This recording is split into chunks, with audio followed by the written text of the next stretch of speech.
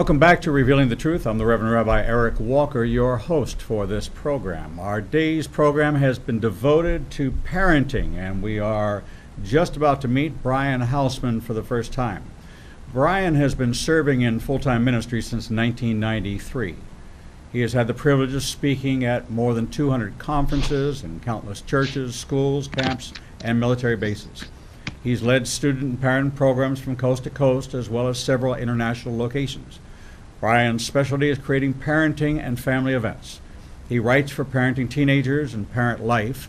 He has written 4 books: Parenting for a Lifetime, Engaging Your Teen's World, Tech-Savvy Parenting, and Raising Responsible Teens in a Digital World. Brian has been featured as a parenting expert on Fox, ABC, and NBC affiliates. He and his wife Mona have been married for 22 years and have 2 teenagers, Bailey and Ashlyn.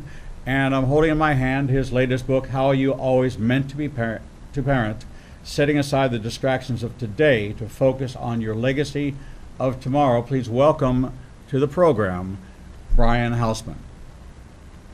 Brian? Hey, thank you. I'm so glad to be here with you guys today. Great. It's good to see you. Glad we finally got to connect. You have a quote that I'd like to share with our audience. It says, "Manipulation does not change hearts. Conviction does. Conviction is from the Holy Spirit, not from you and me." What prompted that quote? Well, I think it's because so often we as parents, we default to what I call behavior modification or sin management. You know, that we just think that we need to get in there and try to fix our kids, right? Not realizing that we were not created to be our children's fixers. That's the job of our Creator Himself. And so what happens is when we see our kids falling into sin or to brokenness or to shame, we jump in and we think, I can be their superhero. You know, I can be their savior. I can fix this. And so what happens sometimes is we start focusing on the things that are wrong with them or unhealthy behavior instead of trying to connect to their heart first. You know, because I really believe it's all about the heart. And when the heart is right, behavior follows. Well, I think you're exactly right. As a parent myself, and in my opening monologue, I talked about some of the challenges of parenting a teenager, some of the challenges of technology, which was newly being introduced at the time my daughter was a teen, how you balance control versus watchdog, and you know, are you invading privacy? Are there now 2 sets of boundaries? There's a parental set of boundaries, and now there's boundaries that your child is now forming, and it's almost 2 worlds colliding. Well, yeah, you know, I actually talk about that issue of boundaries in the How You Always Meant to Parent book. And it's that I really believe when our children are younger, we have what I call authoritative influence. Meaning that I apologize, my phone is ringing. Let me move that real quick. Sure.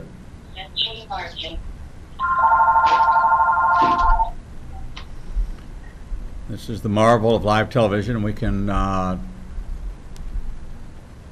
join someone right in their home.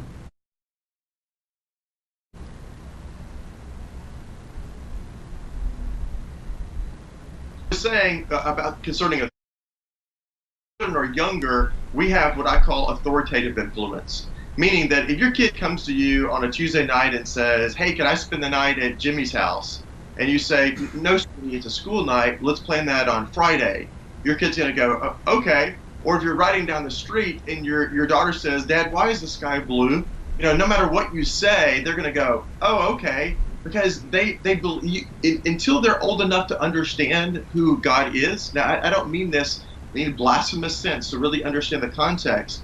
And your child is old enough to understand who God is, you represent Him to them. Of course. And so you're the bearer of all knowledge in the world to them. You know, whatever you say goes in their mind. They think that you know everything. And so you have this great authority in their life. But then as they get older, and around the age of 11, 12, 13, there's this transition that takes place because other influences come in their life. You know, when they're younger, you're really the one deciding who their friends are. But when they get to become young teenagers, they're developing relationships outside the home. And so they begin to have what I call relational influence. And those other influences are saying things like, but everyone's going to be there, and everybody's doing this, and everyone's wearing this, and drinking this, and whatever else they say. And unfortunately, authoritative influence is always weightier in your child's mind and heart than authoritative influence. And so we have to make a transition as well as parents. Not that we set aside our authority, but we have to add relational influence to the mix and learn how to balance the two. And so, like concerning technology, I think so often as parents, we jump in and we think, my job is I'm just going to create rules. I'm going to create boundaries. But if we do that, it's just like telling your kid, don't get the cookie. You know, they're obviously, and you know this as a dad, you've seen it in your own children's lives when you set boundaries. The temptation is to how do I circumnavigate the boundaries, as opposed to if we relationally connect with them along with setting the boundaries so that they see that the purpose of us being an authority is because we have their best interests at heart, then things go well.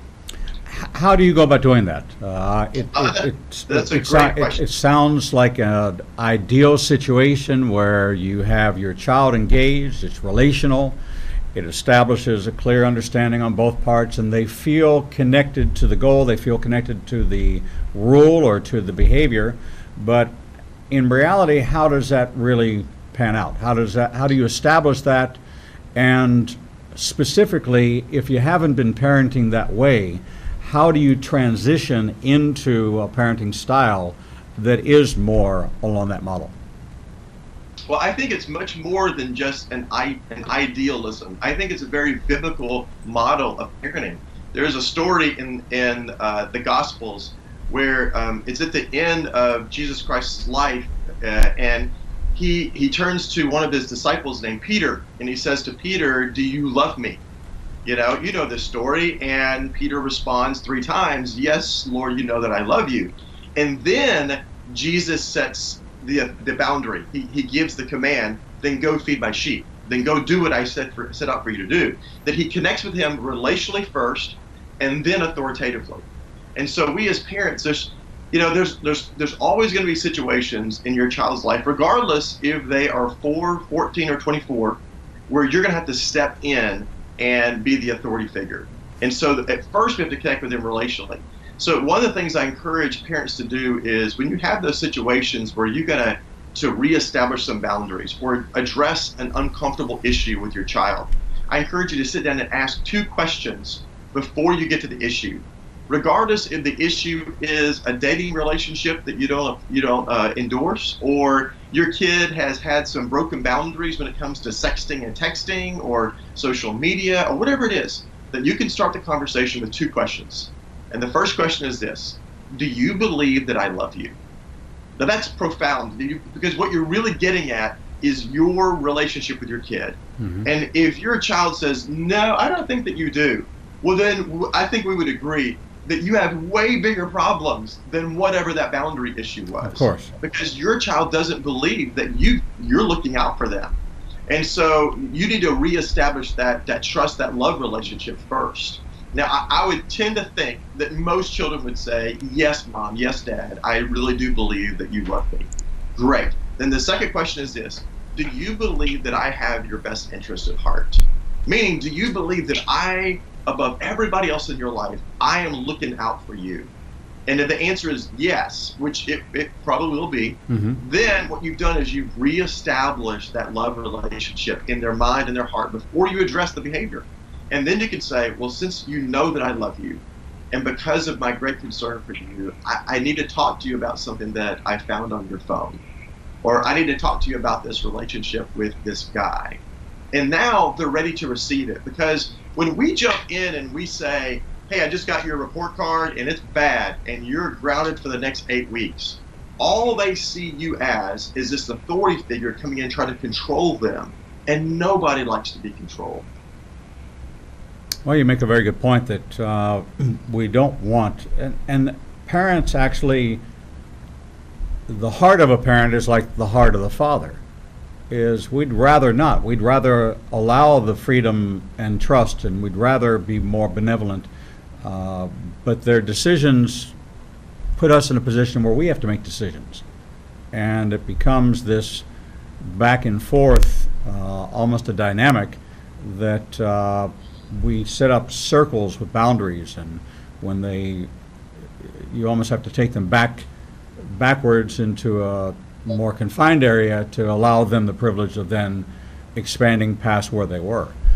That's what I think so often parenting is almost counterintuitive, because we tend to, again, default toward, behavior and correcting behavior. But we see in Scripture, just like you said yourself now, when you mentioned the word freedom, our tendency is to want to let our kids be free, because that's what we were created for. We were created for freedom. In the very beginning in the garden, in Genesis chapter 2, the Lord comes to Adam and Eve, and he says to them, the first command or boundary that he gives to them is this. He says, you are free to eat from any tree in the garden. Meaning he's trying to establish their created purpose. They're made to be free. Go run, go romp, go enjoy this place that I made for you. And then he establishes this one confining area that he says, but don't eat of this one particular tree. But he says, it's not because I'm going to be mad at you or ticked off at you or because I want to remove joy from your life. He says, it's because it's going to lead to death.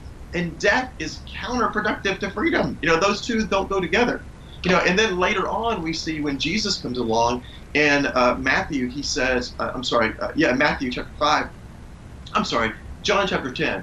In John 10, Jesus says, the enemy has come to steal, kill, and destroy, but I have come to give you a full life, or an abundant life. Right. And so we see, regardless if it's New Testament or Old Testament, we were made for freedom.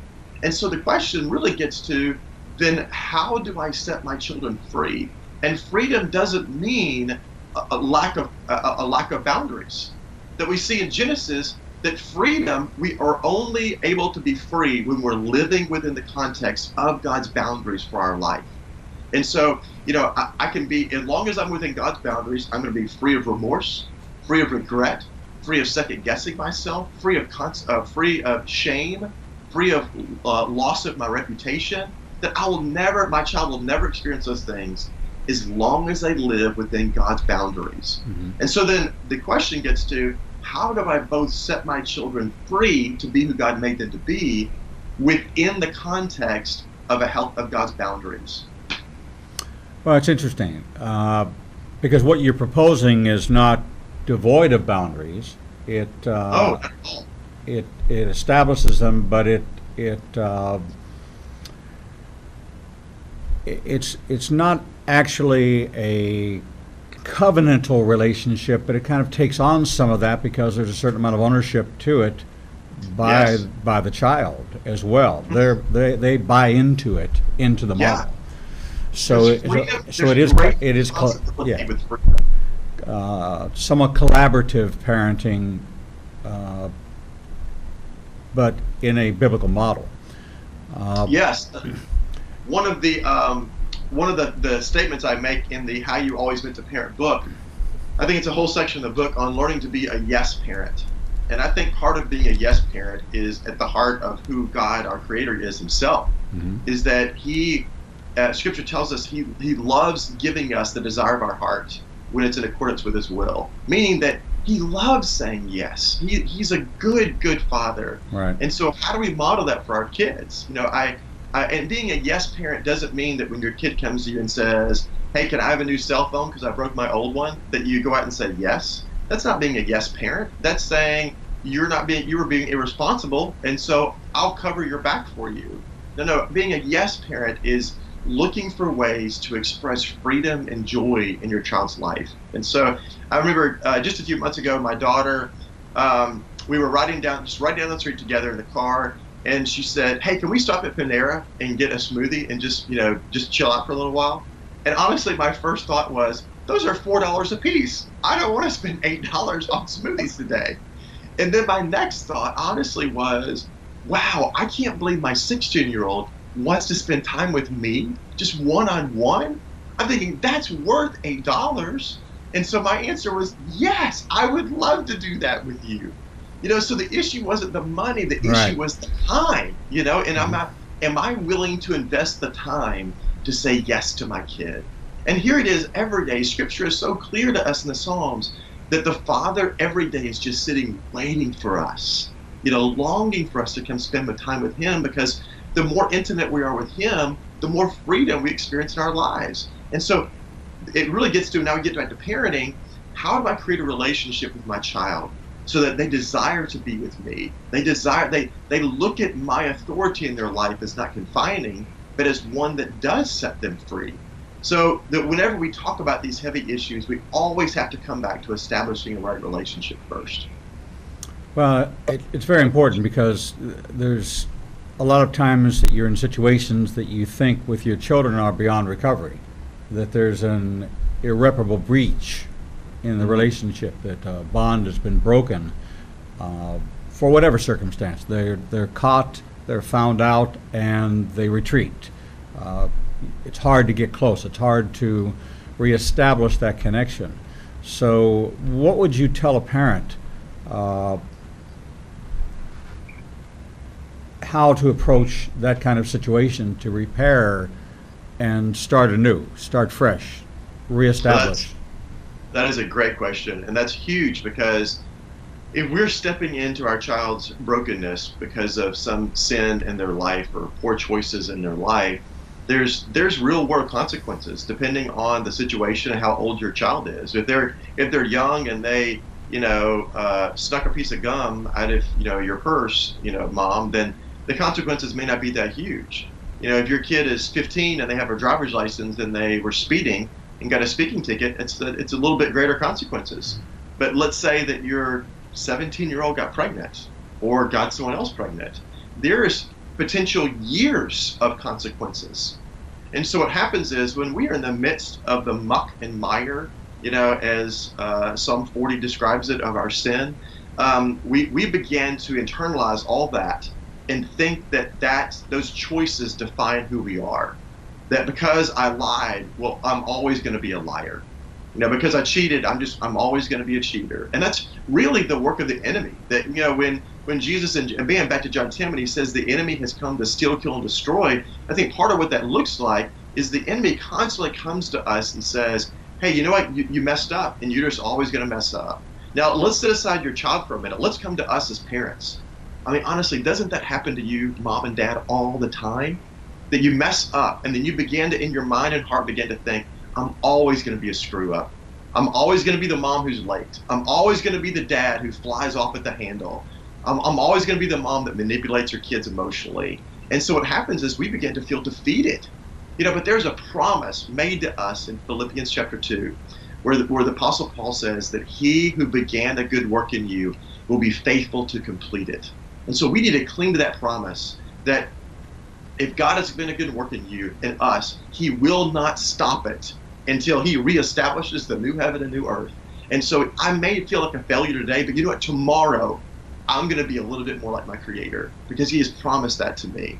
And so now let's get back to our kids. When they're in the midst of their sin, I think that we have got to help them understand, go back and help them define their identity in who God says that they are, as opposed to their actions.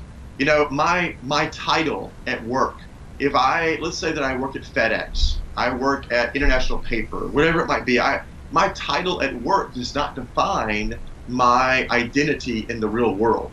That just happens to be my role, my occupation. But just because I'm a doctor doesn't mean that that's who I am around my family. Matter of fact, I hope my family they don't treat me like a writer when I'm at home, a speaker at home. They treat me like dad, because that's my identity to them, is I'm their dad.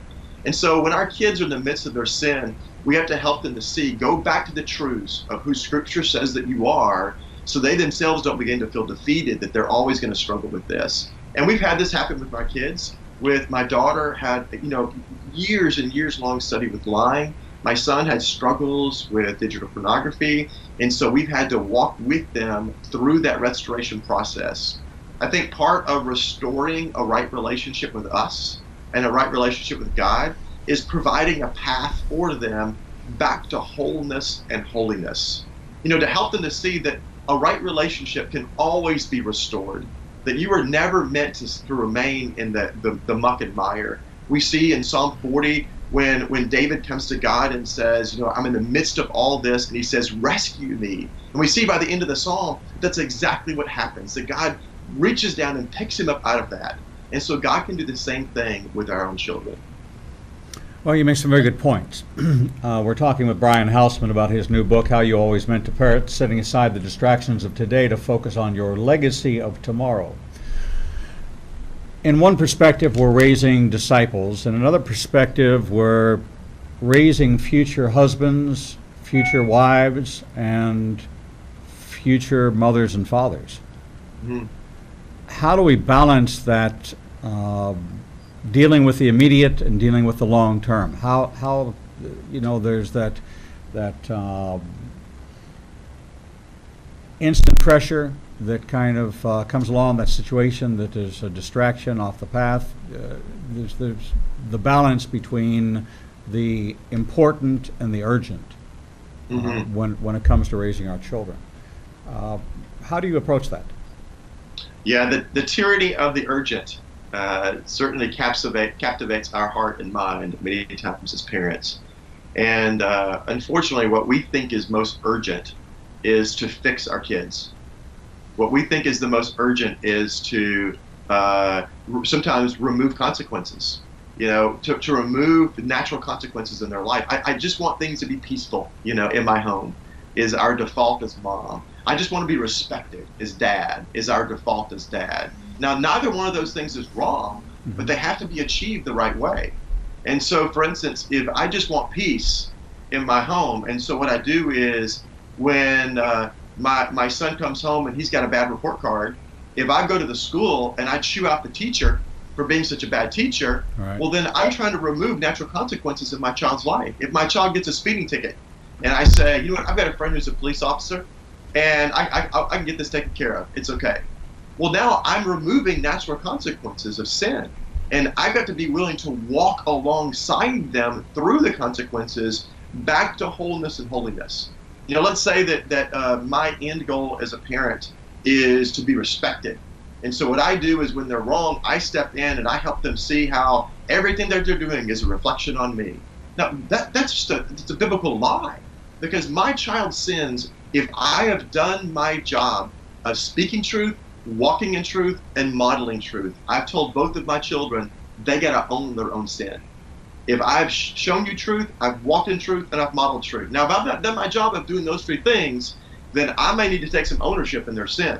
But if they've willfully walked outside of God's boundaries and my guidance, my wife's guidance, then that's going to be on them, and there's going to be natural consequences. And so I'm not going to take that on as a badge that my child's sin is my own. So then how do we look toward the future instead of the immediate? I think one of the things we got to do is back to that conversation with our kids when they're in the midst of the brokenness, is not make it about just the moment. And so part of when we're trying to reestablish for them where their real identity comes from is we're helping them look toward the future, look to the past about when you establish a relationship with God, and then look to a future about what kind of man, what kind of woman do you want to be. And so when my wife and I have done this multiple times with our kids, when we find them in a pattern of sin in their life, is to sit down with them and talk with them very calmly. We don't raise our voice, we don't get agitated, just sit very calmly and talk with them about, okay, let's think about 5 years from now. If you continue in this, where would that lead you 5 years from now? If you continue to do this in your life, and let's say it becomes a rooted pattern in your life for the next 10 years, where do you think that would lead you as a young man? Because I know the kind of woman you want to be. I know the kind of man that you want to be. And so we're reminding them about their present relationship as opposed to helping them to continue to look into the future. The issue of responsibilities, the increasing in expectation as you give more responsibilities, how does that play into this dynamic? Well, I think responsibilities, we sometimes as parents, we are leery of giving responsibilities to our kids when they get older because we've seen them make mistakes in the past, and we're thinking, well, there's no way they can handle this. There's no way they can, meet up to this. But responsibilities are a biblical model. Again, back to we mentioned earlier in our conversation, Genesis chapter 2, and God establishing his boundaries for man. And we saw in Genesis when he says to the man, you are free to eat from any tree in the garden. Well, the sentence right before that in Genesis 2 God says to man, I put you here in this garden to work it and take care of it. Meaning that part of God's boundaries for man, God's design for man, was he gave man responsibilities. And it wasn't that he was trying to burden man with things to do.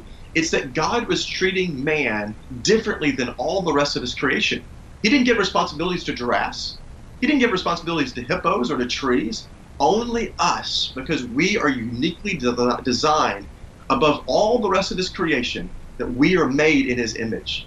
And so because he is the creator, he is putting part of his spirit in us in giving us responsibility to go and create, go and take care of this place. So we have a responsibility toward his creation and what we do with it when it comes to the environment. We have a responsibility toward our own bodies and what we do with ourselves. We have a responsibility toward our neighbor, our fellow man, and how I treat you as a person. And so then it gets back to our kids, that giving responsibilities even at a young age. Let's say that your 4-year-old, it could be that their first responsibility is to put away their Legos every night. Maybe their first responsibility is to make sure that they're brushing their teeth on their own without being asked every night. Now that's not a bad thing. What you're doing is you're treating your child with dignity. That you're saying that your child has the capability of living out their godness. Living out the Spirit of God in them, giving them the capability of taking care of themselves. And so as they get older, I think it's important to continue that pattern of giving greater and greater responsibilities, because it prepares them for the real world, the adult world out there. And so, I expect my son to know when the car is near empty, that he's driving, that he needs to be responsible for that. They should be able to be responsible for getting themselves up for the day and being to appointments on time. And that doesn't mean that we don't remind them of those things time to time, but that we're giving them responsibility because we're treating them like adults. We see in the Old Testament, there was this concept of the blessing, where the father would sit down with the eldest child and in so many words would say in front of the family that everything that my name represents, everything that I've established in our family, I'm now passing down to you as the next generation. And that happened at the age of between 12 and 14. So in our culture, really what we've done is we've created this mindset of delayed adulthood, because we've created this term called teenagers. Matter of fact, that term didn't even exist until the 1930s, when a United States marketing company created the term because they were trying to look for another demographic group to pitch things to. And so now we've got this deeply rooted idea in our culture of teenagers, of adolescents, as opposed to at the age of 13 and 14, beginning to treat our children like adults. So I remember my son on his 13th birthday, my daughter on her 13th birthday, I said to him, childhood is gone. That doesn't mean that you don't get to have fun anymore, but now I'm treating you like a man. Now my daughter, I'm treating you like a woman, and there's responsibilities with womanhood and with manhood. Well, you're exactly right.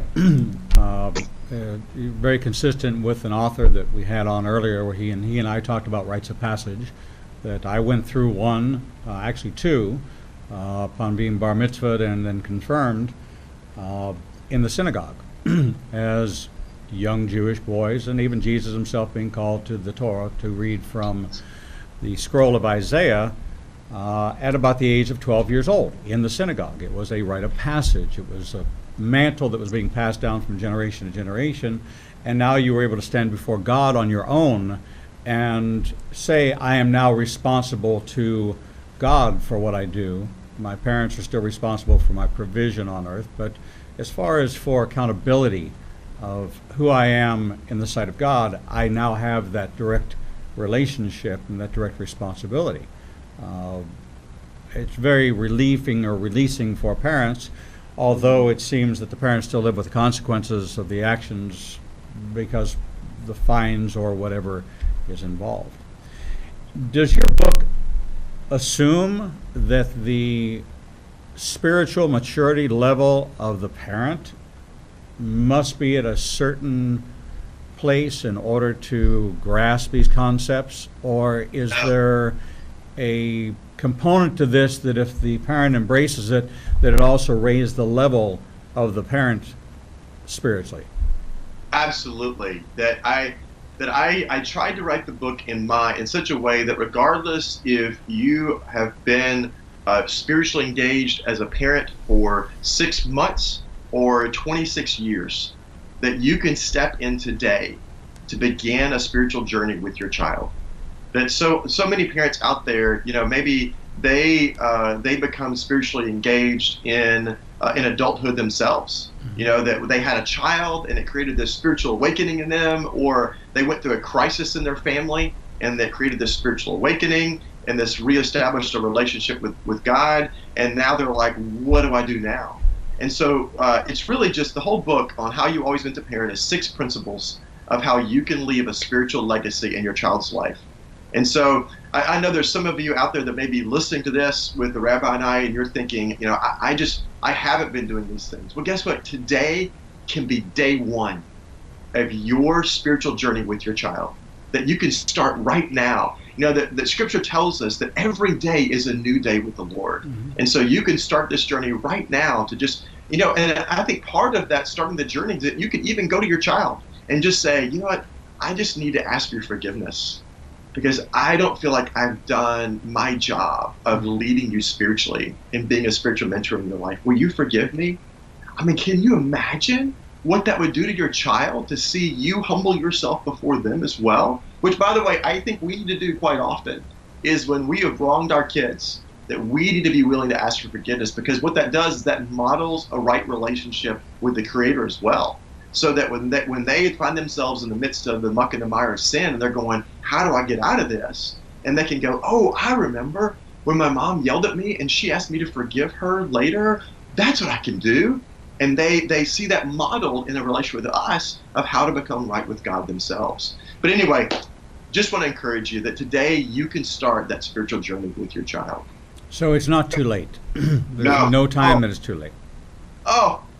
Wouldn't that be awful if it was too late? I mean, aren't we just so grateful that every day we find this renewed relationship with the Lord, that we can constantly come back to Him and to stay on this path that He has chosen for our life? Well, it's very interesting. You cite a statistic that says that 72% of teens prefer spending time with their families. That kind of runs counter to what we hear in the world. Now, is this in the faith-based community, or is this where does this draw from? Yeah, that's what I think makes the statistic even more powerful, is that this was done by a survey a few years ago by MTV, the music television. I mean, you don't get more secular than MTV on cable, which doesn't play music videos by the way anymore. It's all reality programming. Which is even worse. But anyway, they did a survey among thousands of teenagers that they asked them on their website questions about their beliefs and their family life. And one of the questions they asked them was, where do you feel most comfortable in your own skin? Like, where do you feel most comfortable just letting your guard down and being yourself? And so these are secular teenagers. And 72% of teenagers said, when I'm at home with my mom and dad, or mom or dad. Now that is profound, because we think what we see in pop culture from all of the TV shows and movies written about they're programming for teenagers, is that we see that mom and dad are completely aloof. They're by and large idiots. Mm-hmm. Many times they are amoral themselves. Right. That many times even mom. There was a TV show just a few years ago called The Secret Life of the American Teenager. For 14 weeks, it was the highest rated show on cable among 12 to 16-year-olds. So we know this is what they're watching.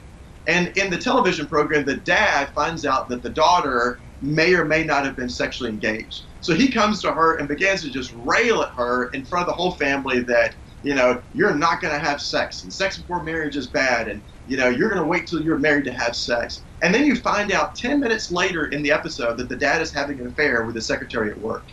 And so what it's showing teenagers who are watching the program is that, hey, you can't trust your parents. They're just as floundering as you are. They have morals just as bad as your own. So you're on your own as a teenager to figure this world out. But luckily, we see that 72% of teenagers at least are saying, no, you know what, there's something different. I may be messed up. There's some things I'm struggling with, but the one place I can come back to feel comfortable just being transparent with myself is at home with my family. So we need to embrace that. We need to champion that, mom and dad, that your kid, there's going to be that natural tension between you. There's going to be that awkwardness at time about conversations and breaching certain subjects. But you know what? Your child wants that from you. They're looking, they're hoping that you will be the one to have these awkward conversations with them. Because if you don't, nobody else will. I mean, do you really think that anybody in the world out there gives a rip in terms of the eternity of your child? That it's you. God has given you this privilege of partnering with him to raise your child into holiness. What advice do you have for parents to diffuse volatility or situations getting out of hand, the flare-up, the outburst, the heated moments that can often take place? How do you diffuse those? How do you regain composure and control without compromising or throwing a solution trying to put out a fire? Well, I think whenever we walk into that conversation, let's say that you're trying to have a conversation with your child and it gets out of hand because they raise their voice. Mm-hmm. And the reason why they're raising their voice is because they feel defensive. And so our natural inclination as human beings is, if you attack me, and now I'm not having this conversation with my child because I'm trying to attack them, but they are perceiving it that they are under attack. And so psychologically, mentally, our posture is, I need to protect myself. And so if you come at me with a stick, well, then I got to go find a bigger stick. And so now if my child feels on the defensive, they're going to raise their voice as a way of saying, I'm trying to put my hands out and block you from getting near me relationally. I want you to stay away from me. And so I've got to have enough maturity as a mom and dad to know that that's what's happening, that my child is not raising their voice because they're even being disrespectful. It's because they're trying to protect themselves. And so I've got to be willing to diffuse that. But instead, what happens many times is your child raises their voice. So what do? I could be a louder dog than your dog. My bark is louder than your bark. And so the child raises their voice. And then we start saying certain words like, you never respect me. You never do what I asked you the first time. You always have to have the last word. And we start to use this extreme, what I call extreme language. These never and always. And then once we invoke extreme language, it is almost always impossible to pull that conversation back. Because then your child is going to respond by saying, well, you never trust me. And you always yell at me. And then you get slamming doors. And this all happens in a matter of 2 to 3 minutes. Mm-hmm. And just things get out of hand. And then 5 minutes later, you're thinking, how did we get here? Like, I was just going to talk about them coming home late from curfew last night. And now we're not even in the same room anymore. And so as parents, when you walk into that conversation, you've got to have an end game in mind. Just like a coach in an athletic event has always got an end game in mind. Now let's say that your son is on a basketball team or on a football team. The end game for the coach is not for your son to score a touchdown. That's just the icing on the cake. That's just a great hurrah for your son and for your family, getting to yell his name from the stands. The end game for the coach is to win the game. And we have got to have an end game in mind for our children as well. Now, for me, in my family, my end game is not right behavior. The end game is Christ-likeness. That I want them, because they're in a relationship with Christ, I desire for them to be like him. And so when I go into that conversation that I know could potentially get heated, I've got to constantly have that end game in mind so I don't let things get out of control. And so this is a true story, what happened with my daughter about 3 or 4 years ago. It's when she first got into adolescence. She was 13, and she's now almost 17. She was 13, and I had to address a pretty touchy subject with her of some behavior in her life.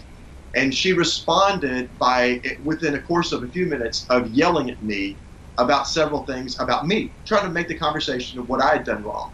And I just sat there and listened for 2 or 3 minutes as she is yelling and retaliating.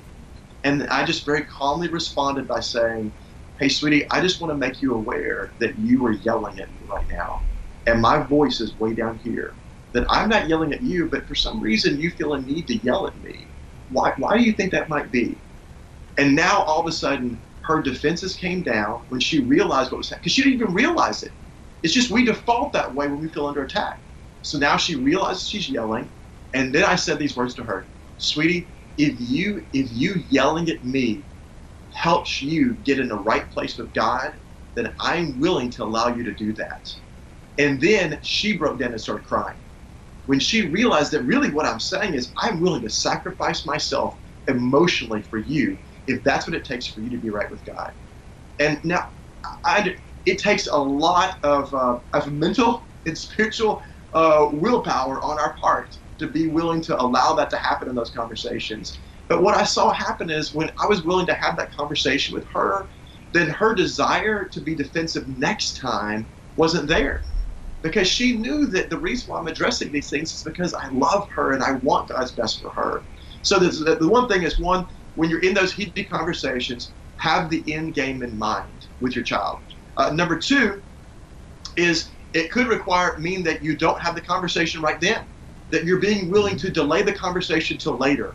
Because if your kid has just walked in late from a curfew, or you just got your child's report card and you see that they got 2 D's and an F, then when they walk in the door is not the moment to address it, because you're not in the right emotional, spiritual frame of mind to address that conversation. That you may need to take some time to wait and pray, to process, to think about this yourself. And number three, it could be that you need to point your child to another authority figure that you trust and that they trust. And so with my children, they both have had great small group leaders at church. They both have had good coaches. They had wonderful grandparents. And so at times, after we have talked with them, we have said, hey, I think that you might want to call Brad and talk with him about this, who's our youth pastor.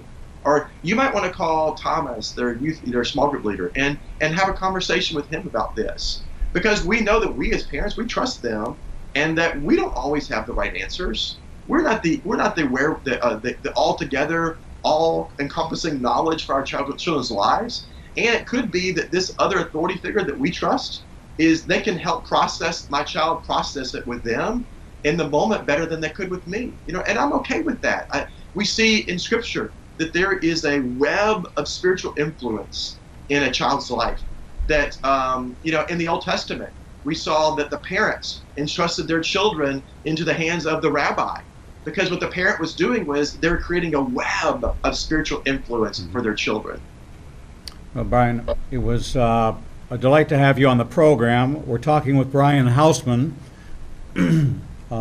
prolific author on parenting and family matters. His new book, How You Always Meant to Parent, Setting Aside the Distractions of Today to Focus on Your Legacy of Tomorrow. Visit the Igniting a Nation Broadcast Network, INBN.com website, go to Books and Media, click on this book.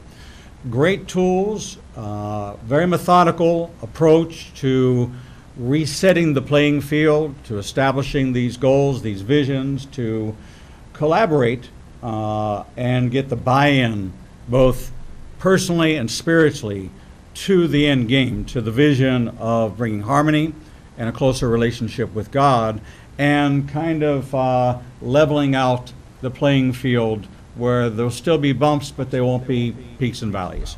So I want to thank you very much for being with us, and wish you great success in your writing career and speaking career. If you're ever in Birmingham, Alabama, come by and see us. We'll have you live in studio. Absolutely.